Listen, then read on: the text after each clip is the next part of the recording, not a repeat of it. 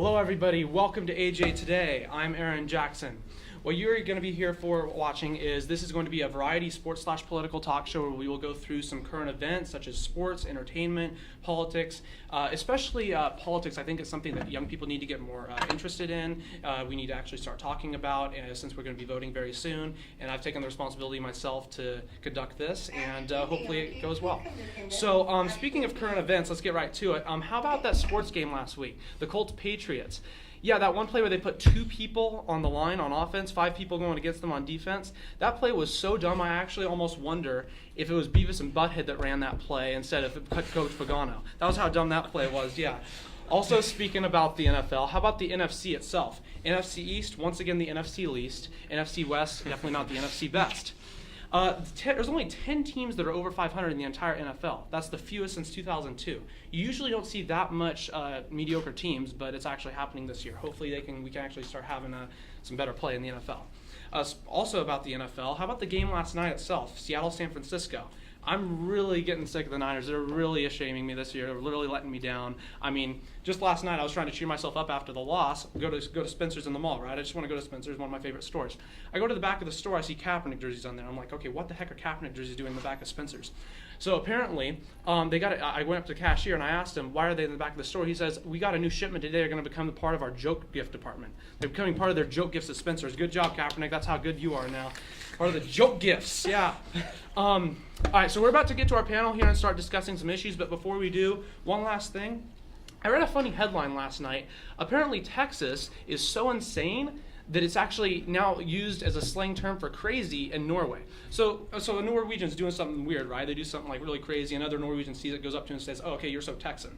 Which I find really funny because since Norway's so liberal and Texas is so conservative, if a Texan does something weird, does the other Texan go up to him and say, you're so Norwegian? Kind of something to think about there, right? Yeah. All right, so thank you very much. Let's get to our panel here. We're going to go to our first question. I'm going to go ahead and go through some of these. First off, to the political topics. So earlier this week, and actually went into this part of last week, Donald Trump stated if he were president at the time, and he said this to Jeb Bush, who's running for president on the Republican side, 9/11 would not have occurred, basically saying he would have prevented it and kept us safe. So basically a 2-part question. You're the Republican on the panel, Cameron, so I'll ask you. First off, did George Bush keep us safe after 9/11 from terrorists? And second off, is Trump actually making a point, or is he just basically like trying to do another cheap shot at another Republican candidate? So I think that George Bush, I think that he did a fine job. Like after 9/11 happened, there weren't any major terrorist attacks that really occurred.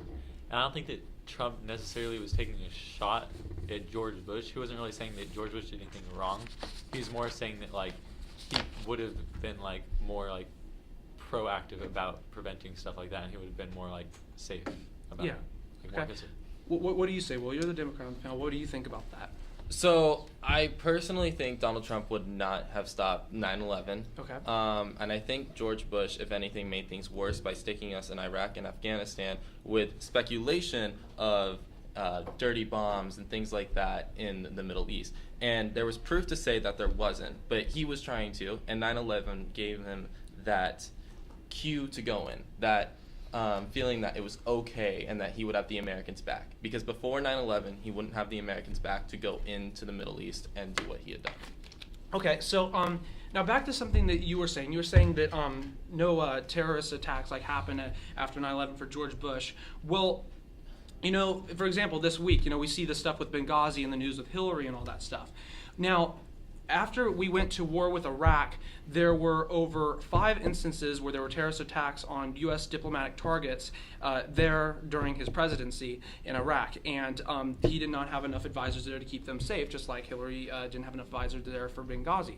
So to say there wasn't a terrorist attack after 9/11 under George Bush, I think that's a little like understating it, because I think that there were some really big things that happened. I mean, for example, May 12, 2003, there were a series of attacks where suicide bombers blew themselves up in a truck at the U.S. Embassy in Riyadh, Saudi Arabia. I believe I'm saying that right.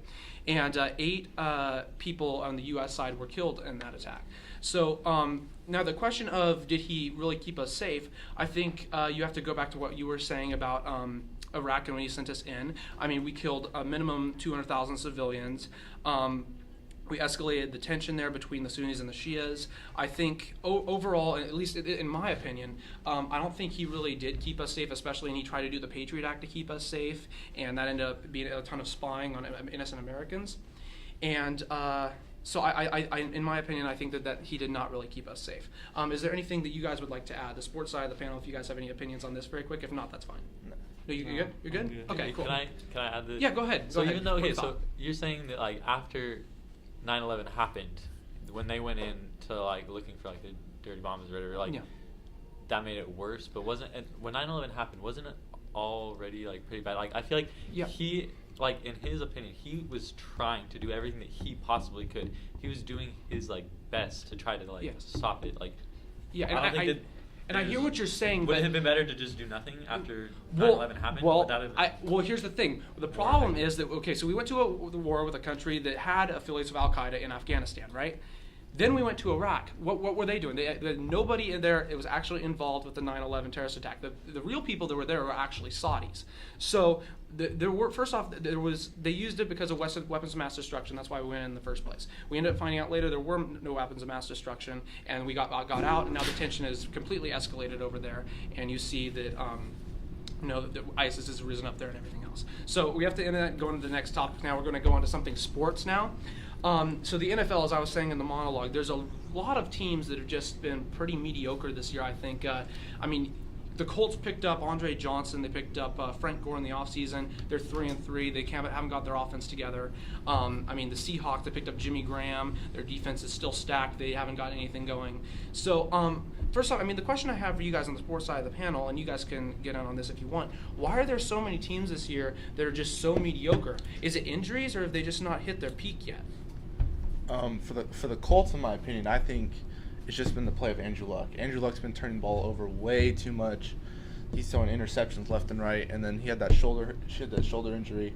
He's been out a few games, but and for the Seahawks, they trade away the best center in the NFL, in my opinion.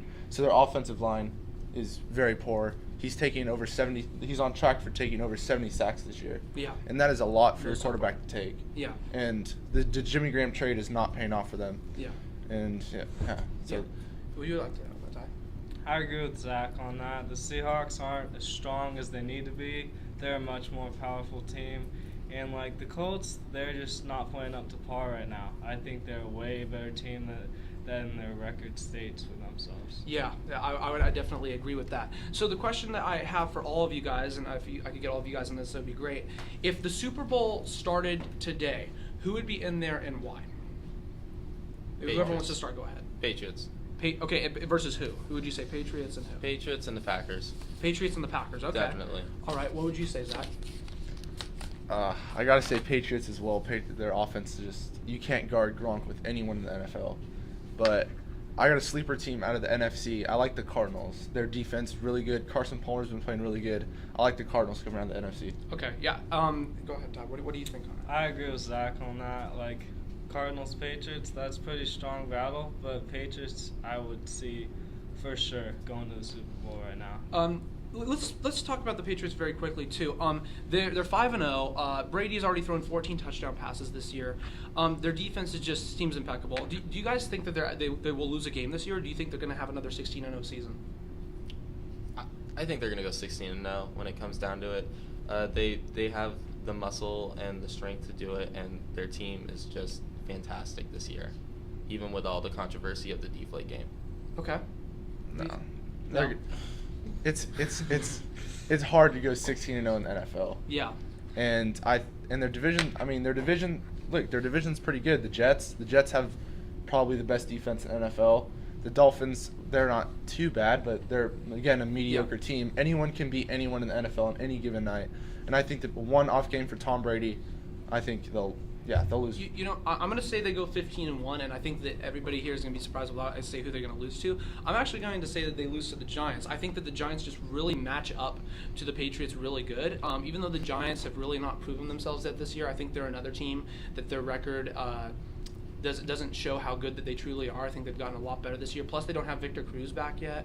I think that their offense is just going to improve as the season goes along, and I think that they could be a really big threat for the Patriots, especially at home. I think a glaring weakness for the Giants is their run game.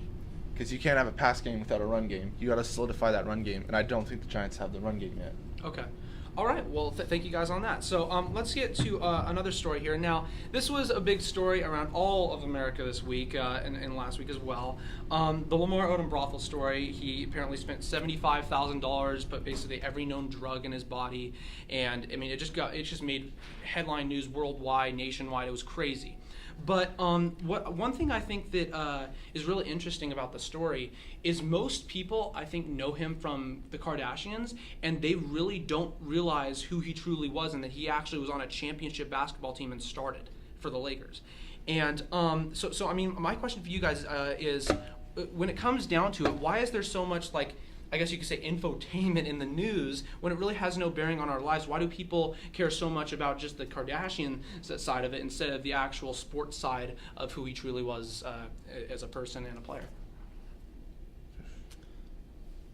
I would say that it's because yes, sports are big, but I would say that the Kardashians might be somewhat bigger than sports, because so many people, including people just at home or people that are just skipping through TV, they all hear about it. And nightly news and all that, they cover it. Unlike, I wouldn't say the nightly news every night covers sports in the same way. Like, the last time I can really remember the nightly news or anything covering sports is about, like, the Super Bowl or the pro games or the basketball coach who was racist. I mean, like, it's all about really big controversies and things like that. What would you say on that one, Zach?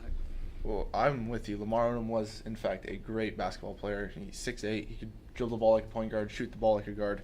But the fact that I hear more about the Kardashians than the Republican presidential debates and all that, that's kind of sad. Yeah, that's something that I think is really big. People care so much more about just that kind of stuff that really isn't important, and stuff that actually really is important, like you were saying, the Republican debates or presidential runs, stuff like that. So yeah, is there anything you would like to add on that, Ty? No, I'm good. Okay. Hold off. All right. Let's go on to our next topic. So back to something political. Joe Biden this week for the Republican Party, or for the Democratic Party, my apologies, announced he is not running for president. Also, Jim Webb dropped out. Lincoln Chafee dropped out this morning. So now Biden had 17% of support before he dropped out, because people thought he was going to run. They were like, okay, I'm going to go for him because I believe he is more to the left of Hillary and he's more progressive and all that. So my question for the Democrat on the panel, you will, is where will his 17% of support go to? Will it go to Hillary? Will it go to O'Malley? Will it go to Bernie? And why? Okay, so I think that about 3 or 4% of Biden, Chafee, and Webb's support is all going to go to about Hillary. And I think the reason why is because Hillary still does have a prominent stance in the polls, and she's still gaining traction with her with voters. However, I also think that a lot of it's going to go to Sanders, because Sanders is really making people's eyes open in a sense. They are viewing things in a different way. They are seeing things in a sense of that we could all be equal in a way. And I think that what we can get out of it is that the poll numbers are going to improve for Sanders because Biden has now dropped out. And as you said, Biden was progressive. Yes. So is Bernie, unlike Hillary, who says she's progressive, but she just constantly changes her minds on things, so she goes with the politics. You can. What do you say? Where do you think the support will go? Yeah, so a lot of like what Will was saying. So like you said that he was a lot more like left, like more liberal than Hillary. So I think Bernie Sanders right now is probably one of the most like liberal candidates there is. Like he's like really like self-proclaimed socialist and stuff. So I think a lot of like the far leftists will go with Bernie. Okay. With Bernie Sanders. And then let me ask you guys also. So now with Webb and Chafee dropping out and Biden's not running, we only have 4 Democrats that are left in the race. We have Hillary, Bernie, O'Malley, and Lawrence Lessig, who people honestly probably haven't even known about to this point. They'll probably start getting to know about them since there's only 4. Is it a good thing that there's only 4 Democrats in the race to where we'll have a better chance to just debate between just each other, those 4? Or is it actually a bad thing, and is it good for the Republicans that they have so many that they can actually bounce like so many different ideas off each other?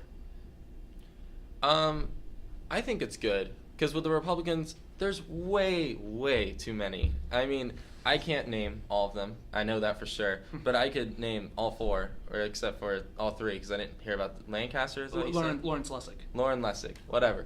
I don't think he's going to make it very far when it comes down to it.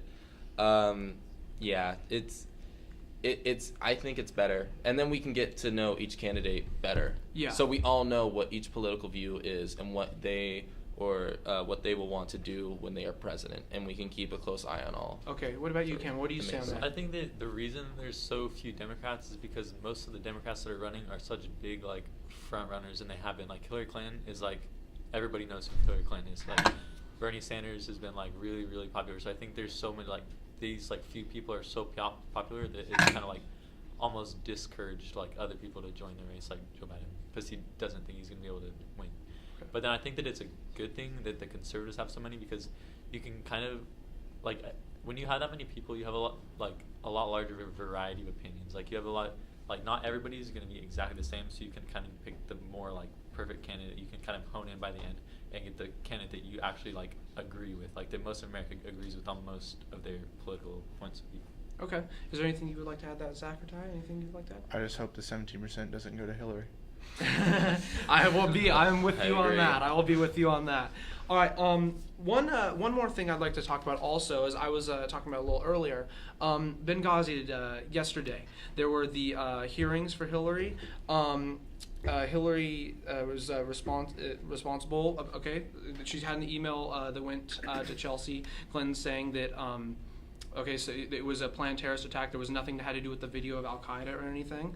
However, I think something that is really important when we talk about this is perspective. And as I was talking about this earlier, Bill Clinton actually a year and a half ago, he said that there were 10 attacks under George W.'s campaign that were on diplomatic targets under George Bush. And in fact, there was actually double that. If you actually look at the data, there was actually 20. And I mean, I was talking about the May 12th, 2003 earlier. I was talking, there's tons on here. There's 20 of them that happened. Why is there, I'll ask the Republican on the panel, why is there no Republican outrage when it comes to these, but when it comes to somebody like Hillary, who's such a big person in the Democratic side, that there's so much outrage? Why is there nothing for the Republicans? And I didn't hear many Democrats talk about these at all either when George Bush was president. That's because it's not necessarily about that the attacks happened. It's the fact that people knew that they were going.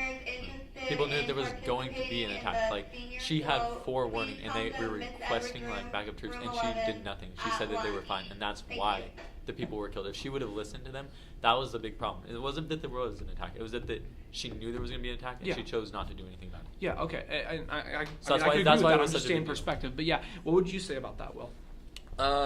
I agree in the fact that I do think that Hillary is a liar, and I do not think she's progressive. And I think that we all knew from about 2 months after Benghazi had happened that this was all a big lie, and that it wasn't the video that caused Benghazi, that it was that we knew about it, and that we could have turned out differently.